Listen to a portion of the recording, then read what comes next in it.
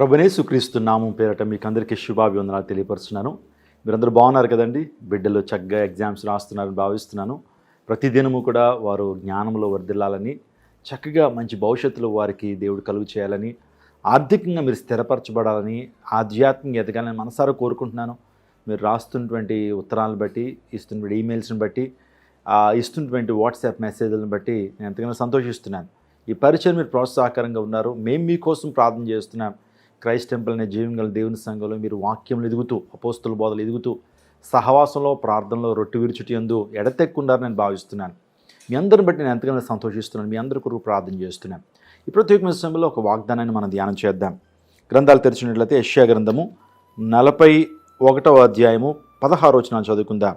నువ్వు యెహోవాను బట్టి సంతోషించుదువు. దేవాదేవుడు ఇస్తున్న వాగ్దానము, నువ్వు నన్ను బట్టి సంతోషిస్తావు, నా ఘనతను బట్టి నువ్వు సంతోషిస్తావు. చూడండి, మనిషి సంతోషంగా ఉండటానికి చాలా ప్రయత్నం చేస్తున్నాడు. సంతోషం కొరకు వెతుకుతున్నాడు. ఆనందం కొరకు ఎంతగానో ప్రయాసపడుతున్నాడు. ఈ ప్రపంచంలో ఎక్కడా కూడా నిజమైన ఆనందాన్ని మనం పొందుకోలేమండి. లోకంలో ఆనందం కలుగుతుంది, సంతోషం కలుగుతుంది, తాత్కాలికమైన సంతోషమే. జీవితంలో మనిషి ఆనందం కొరకు పరుగులు తీస్తున్నాడు. ఆనందం కొరకు ఇక్కడ కాదంటే అక్కడికి పరుగులు తీస్తున్నాడు. ఈ సినిమా కాదంటే ఆ సినిమాకి వెళుతూ చూచి ఆనందించాలనుకుంటున్నాడు.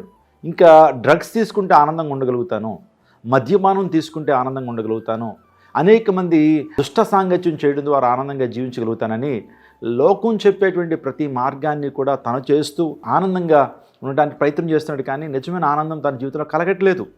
లోకం మనకిచ్చే ఆనందము తాత్కాలికమైనదే. కానీ నిజమైన ఆనందం ఎక్కడ దొరుకుతుంది? అసలు నిజమైన సంతోషం మనిషికి ఎప్పుడు దొరుకుతుంది అని అంటే, తన జీవితంలో భయము, ఆందోళన, చింత తన జీవితంలో తొలగిపోయినప్పుడు, పాపం తన జీవితంలోకి బయటికి పోయినప్పుడు నిజమైన ఆనందాన్ని, సంతోషాన్ని మనిషి అనిపించగలుగుతాడు. దేవాదేవుడు ఒక వాగ్దానం మనందరికీ చేస్తున్నాడు. ప్రయాసపడి భారం మోసుకున్న సమస్యలారా నా యొద్దకు రండి, మీకు నేను సంతోషాన్ని ఇస్తాను, మీకు నేను ఆనందాన్ని ఇస్తాను, శాంతి సమాధానం ఇస్తానని ప్రభు వాగ్దానం చేస్తున్నాడు. ఈ రోజున మన జీవితాల్లో ప్రభువు మనకు సంతోషాన్ని ఇస్తానని వాగ్దానం చేస్తున్నాడు. బైబిల్ గ్రంథంలో అపోస్తలుడైన పౌలు అనేటువంటి గొప్ప దైవజనుడు ఉన్నాడు. గమాలియల్ పాదాల దగ్గర విద్యను అభ్యసించాడు. క్రైస్తవ ప్రపంచానికి ఆయనకు ఉత్తరాలు రాశాడు. అనేక మిషనరీ జర్నీస్ని జరిగించి దేవుని సువార్తను, యేసుక్రీస్తు ప్రభు దైవత్వాన్ని అనేక మందికి బోధించినటువంటి వాడు. చెరసాల్లో పడవేయబడినప్పటికీ, బొండలు వేసి బిగించినప్పటికీ కూడా సంతోషంతో, ఆనందంతో ప్రభువుని ఆరాధించాడు, ప్రభువుకు ప్రార్థన చేశాడు.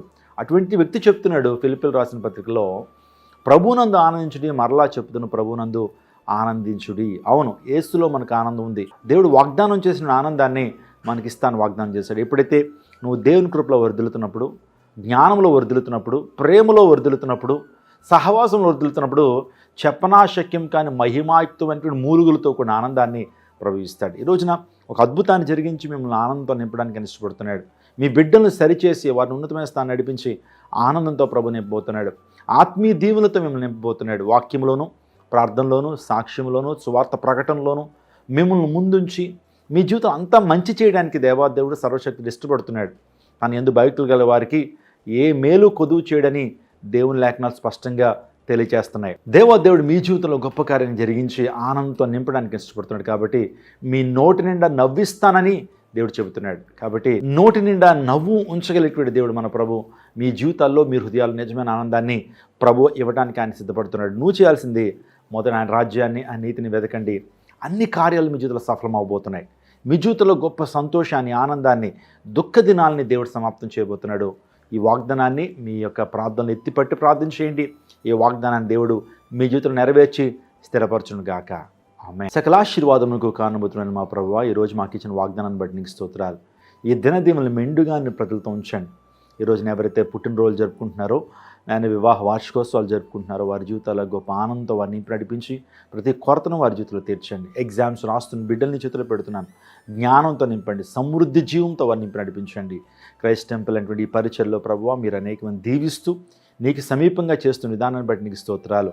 అనారోగ్యంతో వారిని మీరు స్వస్థపరచండి. ఆర్థికపరమైన ఇబ్బందులతో ఉన్నటువంటి వారి జీవితాల్లో ఆర్థికపరమైన ఇబ్బందులు విడుదల చేయండి. అద్భుతాలు మీరు జరిగించి స్థిరపరచండి తండ్రి. కృప చూపించండి. సమస్త మహిమ ఘనత ప్రభువాల్ని ఆరోపిస్తూ యేసు నామమున అడిగి వేడుకొంచున్నాము తండ్రి. ఆమెన్. క్రైస్ట్ టెంపుల్ నూతన మందిర నిర్మాణం కోసం ప్రార్థన చేయండి, సహకరించండి. ప్రతి ఆదివారం కూడా మన క్రైస్ట్ టెంపుల్లో 4 ఆరాధనలు ఎంతో ఉజ్జీవంతో అనేక దూర ప్రాంతాల నుంచి వచ్చి స్వస్థతను, విడుదలను, గొప్ప అభిషేకాన్ని పొందుకుంటున్నారు. మీరు కూడా దర్శించండి. మీ జీవితంలో దేవుడు మునుపెన్నుడు లేనటువంటి గొప్ప అద్భుత కార్యాలు మీ జీవితంలో దేవుడు జరిగించును. God bless you. God bless our India. అందరికీ శుభవార్త.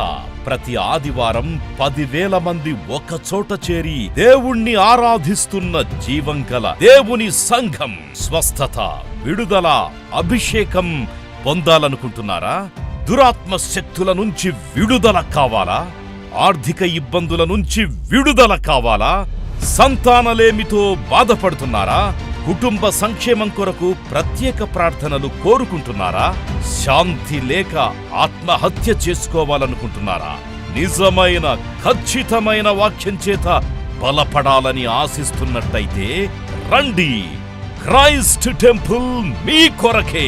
ప్రతి ఆదివారం 4 ఆరాధనలు జరుగుతున్నాయి. మొదటి ఆరాధన ఉదయం 6 గంటలకు, రెండవ ఆరాధన ఉదయం 8 గంటలకు, మూడవ ఆరాధన ఉదయం 10 గంటలకు, 4వ ఆరాధన సాయంత్రం 6:30 జరుగును. స్థలం Christ temple, Mary Stella indoor stadium, Pantakaluva road, NTR circle, Vijayawada. ముఖ్య ప్రసంగికులు ప్రపంచ వ్యాప్తంగా వాక్యమునందించి కోట్లాది మందికి దీవెనకరముగా ఉన్న మన దైవజనులు రెవరెండ్ డాక్టర్ పాల్ ఇమాన్యుయల్ గారు మరియు నిస్సీ పాల్ గారు శక్తివంతమైన సందేశాలను అందించి ప్రతి ఒక్కరి కొరకు ప్రత్యేక ప్రార్థనలు చేయుదురు. హృదయాలను హత్తుకునే అద్భుతమైన స్తుతి ఆరాధన సాక్ష్యాలు, ప్రతి విశ్వాసిపై ప్రత్యేక శ్రద్ధ, గృహ దర్శనాలు, ఇంకా మరెన్నో. ప్రతి ఆరాధనలో 1000 మంది ప్రజలు పాల్గొంటూ ఆత్మీయముగా బలపడుచున్నారు. పాటలు, ఆరాధన, వర్తమానముల ద్వారా దేవుని ఆత్మీయ కార్యములు అనేకులు పొందుకుంటున్నారు. విజయవాడ చుట్టుపక్కల ప్రాంతాల నుంచే కాక 100 కిలోమీటర్ల దూరం నుంచి ప్రజలు వచ్చి ఆత్మీయ మేలులు పొందుచున్నారు. ప్రతి ఆదివారం హోలీ కమ్యూనియన్ సర్వీస్. దూర ప్రాంతము నుండి వచ్చు వారికి ప్రేమ విందు కలదు. కుటుంబాలతో రండి. దేవుడిచ్చే గొప్ప రక్షణ, స్వస్థత, అభిషేకాన్ని పొందుకొనండి. రండి, మీ దుఃఖము నాట్యముగా మార్చబడును.